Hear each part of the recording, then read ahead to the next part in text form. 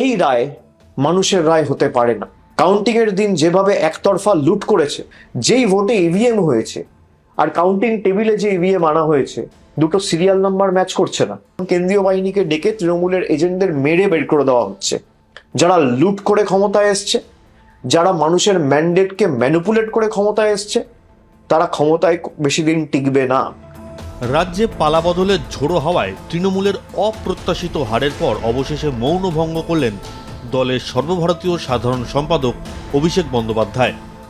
Social মিডিয়ায় দলীয় কর্মীদের উদ্দেশ্যে দেওয়া বার্তায় তিনি সরাসরি অভিযোগ তুলেছেন যে মানুষের রায় নয়, বরং গণনা কেন্দ্রে কেন্দ্রীয় বাহিনীকে ব্যবহার করে ভোট লুট করেছে বিজেপি। হার মানলেও এই ফলকে কোনোভাবেই নৈতিক পরাজয় হিসেবে মানতে নারাজ ডায়মন্ড হারবারের সাংসদ। তার সাফ কথা, 100-র বেশি আসনে তৃণমূলের জয় ছিনিয়ে নেওয়া হয়েছে। হারের পর তৃণমূল কর্মীদের মনে যে হতাশা তৈরি হয়েছিল তা কাটাতে অভিষেক বলেন, 4 মে গণনার দিন তৃণমূলের প্রার্থী ও এজেন্টদের ঘাড় ধাক্কা দিয়ে বার করে দেওয়া হয়েছিল। কেন্দ্রীয় সরকারি কর্মচারীরাই কার্যত গণনা নিয়ন্ত্রণ করেছেন। ইভিএমে কিভাবে 90% ওপর চার্জ থাকলো সেই নিয়েও ভিডিও বার্তায় সন্দেহ প্রকাশ করেন অভিষেক বন্দ্যোপাধ্যায়। এই অবিচারের বিরুদ্ধে সুপ্রিম কোর্টের দ্বারস্থ হওয়ার হুঁশিয়ারিও দিয়েছেন তিনি। আমি বিশ্বাস করি যেভাবে এই লুট করা দেখেছি, এই নির্বাচনে বিজেপি কাউন্টিং এর দিনে যেভাবে লুট হয়েছে, আমরা বিশ্বাস করি যে এই রায় মানুষের রায় হতে পারে না। মানুষ আমাদের যা রায় দেবে আমরা মাথা পেতে নেব, আমাদের কোনো অসুবিধা নেই।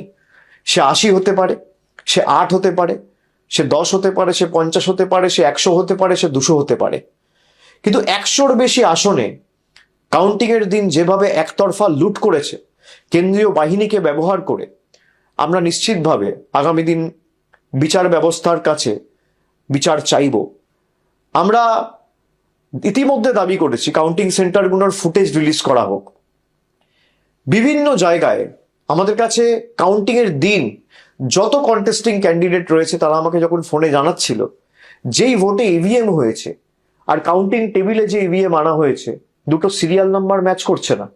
যখন রিটার্নিং অফিসারকে বলা হচ্ছে, রিটার্নিং অফিসারের কাছে কোনো উত্তর নেই, তখন কেন্দ্রীয় বাহিনীকে ডেকে তৃণমূলের এজেন্টদের মেরে বের করে দেওয়া হচ্ছে। তৃণমূলের ইলেকশন এজেন্টের কার্ড ছিঁড়ে দেওয়া হচ্ছে, কন্টেস্টিং ক্যান্ডিডেটদের কার্ড ছিঁড়ে দেওয়া হচ্ছে, কাউন্টিং হল থেকে বার করে দেওয়া হচ্ছে। যারা লুট করে ক্ষমতায় এসছে, যারা মানুষের ম্যান্ডেটকে ম্যানিপুলেট করে ক্ষমতায় এসছে, তারা ক্ষমতায় বেশি দিন টিকবে না। ভিডিও বার্তায় তৃণমূল সাংসদ দাবি করেন, ভোট পরবর্তী হিংসায় 10 জন তৃণমূল কর্মী প্রাণ হারিয়েছেন। বিজেপির বিরুদ্ধে ভোট লুটের অভিযোগ তুলে অভিষেক বলেন, এবারের নির্বাচনে যেভাবে ভোট লুট করা হয়েছে, আমাদের বিশ্বাস এ রায় মানুষের হতে পারে না। অভিষেকের বক্তব্য, যারা লুট করে ক্ষমতায় এসেছে তারা ক্ষমতায় বেশি দিন টিকবে না।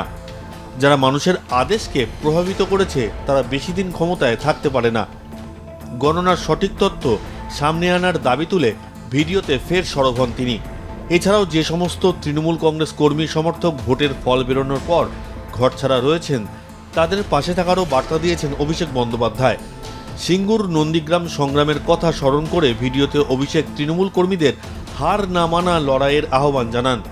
এই পরিস্থিতিকে অগ্নি পরীক্ষা বলে দাবি করে তিনি বলেন, সোনা আগুনে পুড়ে খাঁটি হয়। তৃণমূল সর্বস্তরের সংগঠন কর্মীদের এই অগ্নি পরীক্ষার মধ্যে দিয়ে আরও শক্তিশালী হয়ে উঠতে হবে।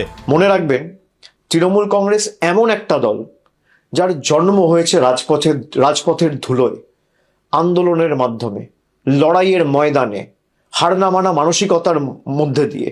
মনে পড়ে সিঙ্গুর নন্দীগ্রামের সেই দিনগুলি যখন চারিদিকে ছিল শুধু বারুদের গন্ধ আর সিপিএম এর হারমাদ বাহিনীর লাঠির আস্ফালন।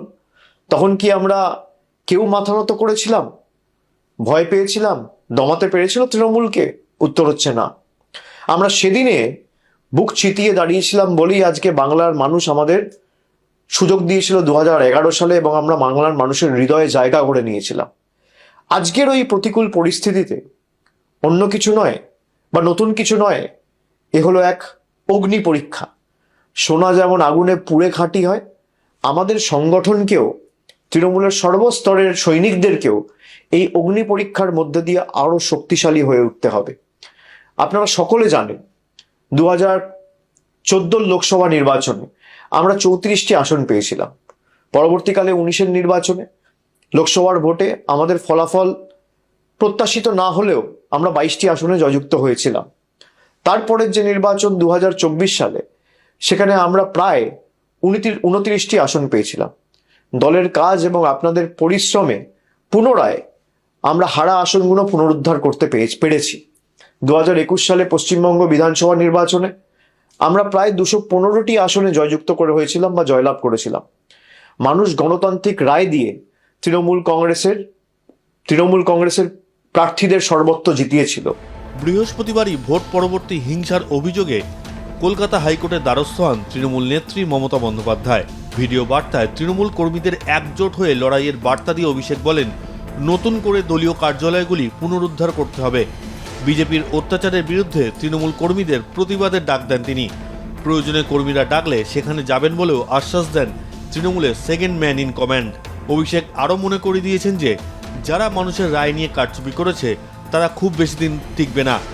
নির্বাচনের পর যে হিংসায় কর্মীদের প্রাণ গিয়েছে তাদের পরিবারের পাশে থাকার অঙ্গীকারও করেছেন তিনি। এখন দেখার আইনি লড়াইয়ের যে হুঁশিয়ারি অভিষেক দিলেন তাতে পাহাড় প্রমাণ কোনো তথ্য প্রমাণ তিনি পেশ করতে পারেন কিনা। তবে হারের ধাক্কা সামলে ময়দান ছাড়তে যে তিনি নারাজ তা এই বার্তাতেই স্পষ্ট।